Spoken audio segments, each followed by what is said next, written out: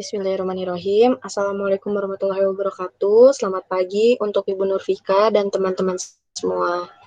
Kami dari kelompok 6 mata kuliah Pendidikan Kewarganegaraan kelas RG yang beranggotakan 21 orang akan mempresentasikan hasil kerja diskusi kami.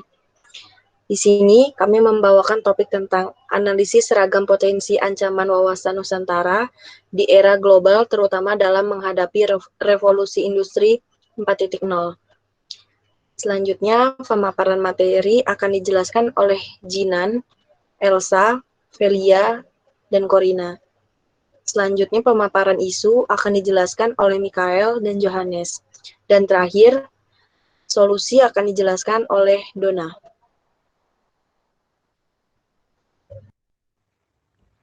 Wawasan Nusantara adalah cara pandang dan sikap bangsa mengenai diri dan lingkungan yang serba beragam dan bernilai strategis dengan mengutamakan persatuan dan kesatuan bangsa, serta wilayah dalam menyelenggarakan kehidupan bermasyarakat, berbangsa, dan bernegara dengan tujuan mencapai tujuan nasional.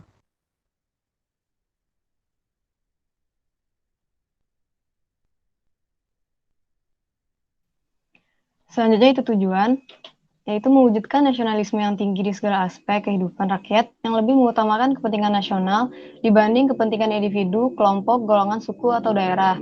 Tujuan dibagi menjadi dua. Yang pertama, yaitu tujuan wawasan Nusantara keluar adalah menjamin kepentingan nasional dalam era globalisasi yang kian mendunia maupun kehidupan di dalam negeri. Yang kedua, yaitu tujuan wawasan Nusantara ke dalam adalah menjamin persatuan dan kesatuan di segenap aspek kehidupan nasional, baik aspek alamiah maupun aspek sosial.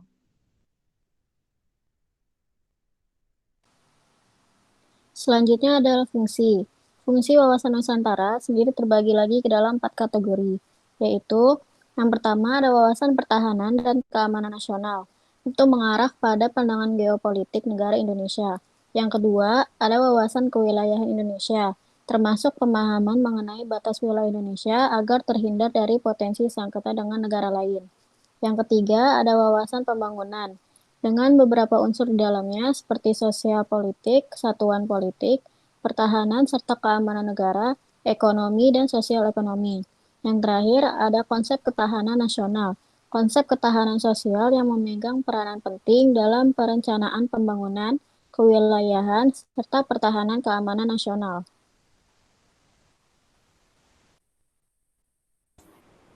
Selanjutnya, asas wawasan Nusantara.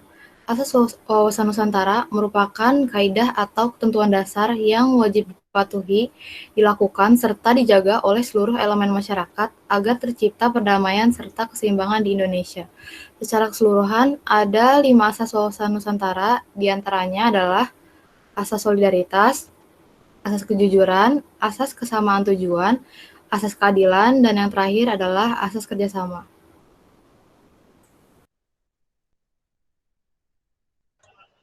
Selanjutnya, isu yang kami ambil tentang kontroversi batik di Indonesia yang diklaim oleh Malaysia. Next. Oke, baik. Di sini saya akan menjelaskan awal mula dari konflik pengklaiman kain batik oleh negeri jiran atau Malaysia. Perlu kita ketahui, Indonesia itu memiliki banyak sekali budaya yang berbagai macam dari suku di 33 provinsi yang berbeda gitu. Salah satunya adalah batik. Batik ini berasal dari kata membatik dan nitik. Membatik berarti menulis dan nitik berarti menitik. Seperti yang kita ketahui, bentuk batik itu ditulis dan ada bentuk-bentuk titik lainnya menggunakan yang ditulis menggunakan malam. Kain batik merupakan salah satu warisan terbesar yang dimiliki oleh bangsa Indonesia. Nah, ketika warisan ini sudah mendunia, mungkin ada negara lain atau negara tetangga seperti Malaysia ini merasa bahwa hal yang bagus ini adalah milik mereka. Jadi mereka pada tahun 2008 itu mengklaim secara sepihak bahwa mengatakan bahwa kain batik itu berasal dari negara mereka, bahwa mereka lah yang menciptakan pertama kali, bahwa mereka yang membawa kain batik ini untuk dikenal dunia gitu. Dikarenakan kain batik ini merupakan warisan budaya, sudah pasti pemerintah Indonesia tidak tinggal diam dan langsung mendaftarkan batik ke dalam jajaran daftar representatif budaya warisan UNESCO atau representative list of intangible cultural heritage UNESCO, yang dimana UNESCO ini adalah badan yang bergerak di bidang untuk menyatakan hak cipta. Salah satunya yaitu untuk mengklaim bahwa kain batik ini adalah milik Indonesia dengan Indonesia memberikan bukti-bukti yang konkret bahwa batik ini awalnya dari Indonesia. Terima kasih.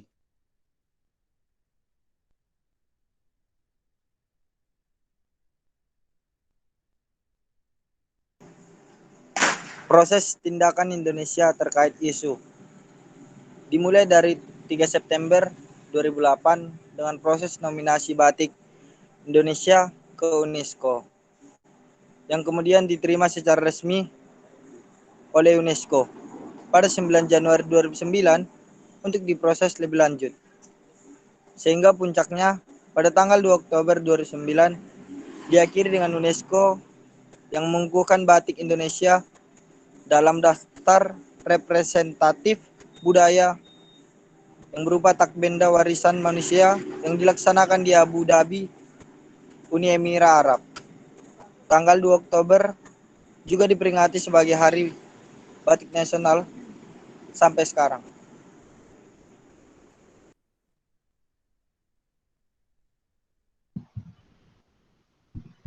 Jadi solusi yang dapat diambil dari permasalahan tentang kontroversi batik yang diklaim Malaysia ini ada 3 diantaranya itu yang pertama adalah lewat Kementerian Pendidikan dan Kebudayaan. Jadi Kementerian Pendidikan dan Kebudayaan ini akan membentuk suatu komite penetapan warisan budaya nasional, di mana komite ini akan mencatat seluruh budaya nasional yang dimiliki oleh Indonesia. Jadi sehingga akan meminimkan terjadinya hal yang serupa seperti batik yang diklaim oleh negara Malaysia ini. Lalu yang kedua itu pemerintah. Jadi pemerintah ini akan membawa persoalan klaim budaya ke International Court of Justice atau sebagai mahkamah internasional. Tapi poin ketiga ini akan membutuhkan biaya yang sangat besar sehingga menjadi kelemahan dari jalur yang kedua ini. Lalu ada pula jalur yang ketiga yaitu jalur diplomasi UNESCO.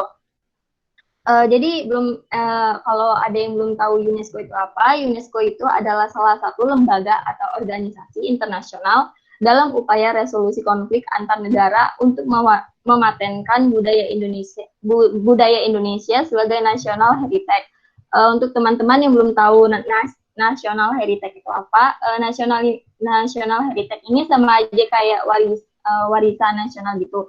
Jadi intinya itu dari jalur ketiga ini lewat UNESCO ini batik itu akan dijadikan sebagai warisan nasional dari budaya Indonesia sehingga akan meminimkan kembali lagi ke tadi akan meminimkan terjadinya hal-hal yang dapat merugikan bangsa Indonesia itu sendiri. Saya kembalikan ke moderator. Baiklah, sekian presentasi dari kelompok kami. Kurang dan lebihnya mohon maaf.